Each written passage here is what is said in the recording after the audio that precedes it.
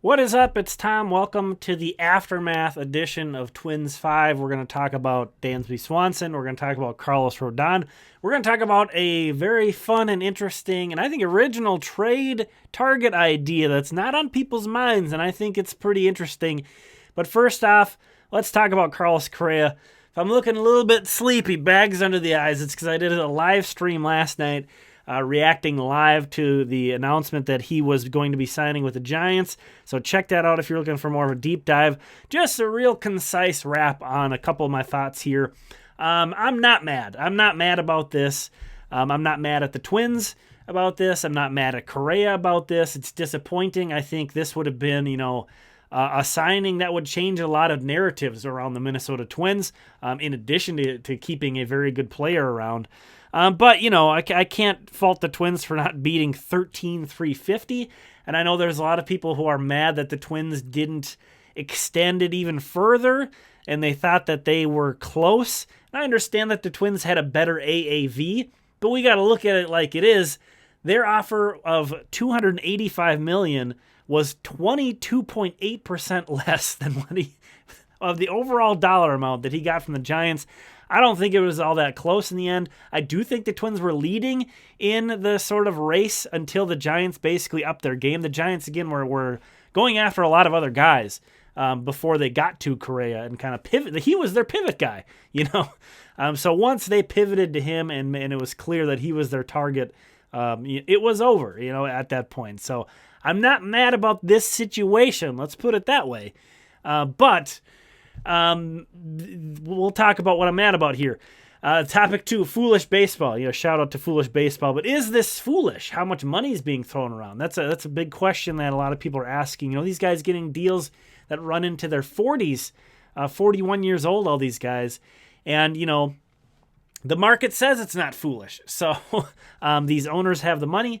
I'm guessing they're sort of accounting for these differently than we think they are. I don't think these teams think, oh yeah, these guys are going to be worth in the mid $20 million range when they're 41. No, I think they know they're probably either going to be releasing these guys or eating a bunch of their contracts and trading them, or even working out deferred payments, by this time. And also it's like, the deal structures, the contracts 10 years from now, 13 years from now, these could be pretty insignificant. I mean, it's crazy to think of that. With so many baseball is dying narratives that are always going on, the sky is falling with baseball. There sure seems to be a lot of cash flow, but this is the price you have to pay to play in free agency. And this is what I'm mad about, is the Twins have put themselves in a position to where if they need to build a good ball club, they do have to go and play on the free agent market. Because they haven't drafted or developed well enough. They have successes. They have some guys they've drafted and developed. They've done a nice job of targeting some other young guys like Joe Ryan, who I wouldn't really say they developed. They traded for him and brought him, into the major leagues, obviously. But so it's not like they've been a complete disaster at that. But they haven't done well enough to build a team completely by that. So this is what you got to play, and that's what's frustrating to me, is that the Twins are in that situation to have to be, seriously considering giving a guy a 10-year contract for $285 million. So that's my thoughts on that one. What's going on at shortstop? What's next? Obviously, Dansby Swanson is the most logical next target at that position for the Twins. He is still out there. People are probably sick of me throwing this out there, but I'm still on this rundown here of that. I still think it's most likely that the Twins will sign Dansby Swanson. I don't know. The Cubs are still going after guys. Certainly the Braves will not just let him go. I'm sure they're probably keeping in contact with him. We'll see. But if they don't get Dansby, I think they will trade for an MLB shortstop and then possibly sign one of the lesser free agents. You've got your Elvis Andrus and Jose Iglesias are the main two. I don't think Kyle Farmer is going to be the shortstop, but we'll see. So Dansby Swanson, is he a legit target? Is he a guy that can hold down the position for the long term? I think so. I think he was clearly the fourth best shortstop. And kind of the number that I landed on with him was 210. I think that's the biggest thing, is the overall value of the contract. The years are almost, I'm not sure how teams and players are valuing years, to be honest. I think they're more valuing that dollar amount, so that's why I just focused on 210, I think is probably what I think he's going to get. And that actually broke down to 75% of what Xander Bogaerts got and 60% of Carlos Correa got. So 210, that's a big contract. That's a big contract, but that's still quite a bit less than Bogaerts, quite a bit less than Correa. I think he's probably going to get that. So, do you think the Twins should pursue that or not? It kind of depends on some other stuff. I think they should be able to go that high on him. To be honest with you, again, with the state of the organization, they need to get some impact players in here. Now, topic 4, Carlos Rodón. The market is really starting to develop with him. It's reported that he wants to go to the Yankees, but the Yankees aren't really comfortable going all the way to where he wants to go. The Twins and the Cardinals were mentioned as the next two teams. Well, now today it was reported that the Cardinals aren't going to go where Rodón wants to go, which is, again, probably somewhere in that 210 range. It's crazy. I know. It's crazy. It's a lot of money for a guy, who has questions about his shoulders. I would hope that the Twins will push to at least near that level. And again, I'm not saying that it's a smart thing to do. I'm not saying it's a smart investment. It could completely blow up in your face, and that would hurt the Twins more than most teams to sign a guy to a contract like that and have it just go to crap. That would hurt the Twins more than some of these other teams. Like the Yankees can withstand something like that. But again, are you just going to sit there and not do anything now that you didn't get Correa?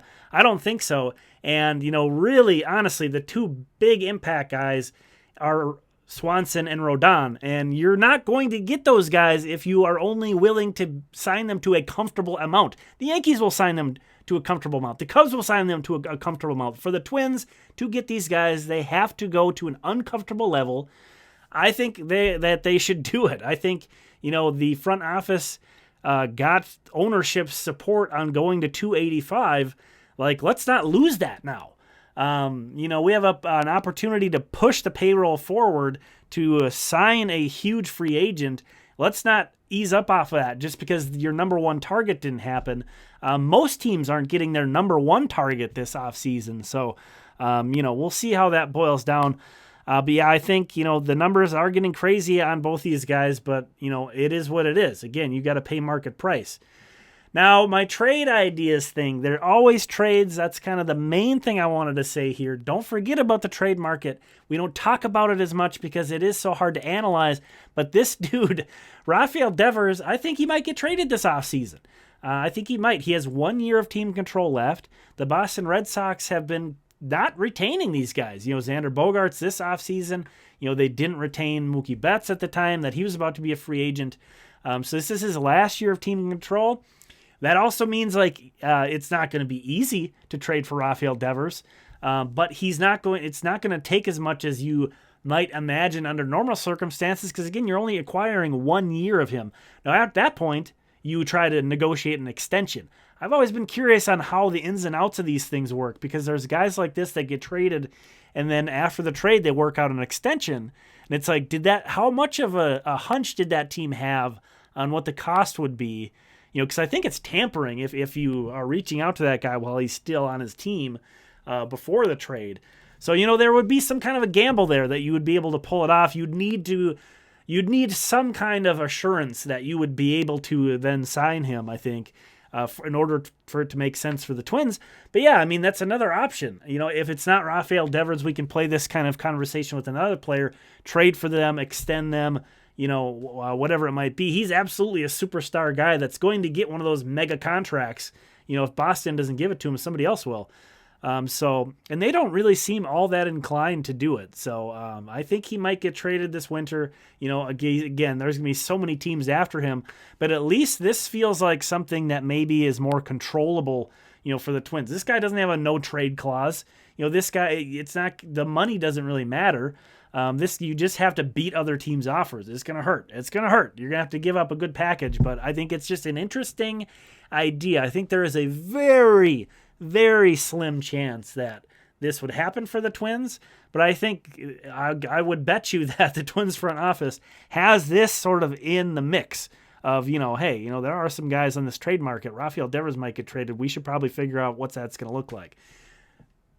just a fun idea, just a fun off-season conversation. That's what we're doing here. Thanks so much for watching this video. Thank you so much to the members of the channel. Here are the premium members.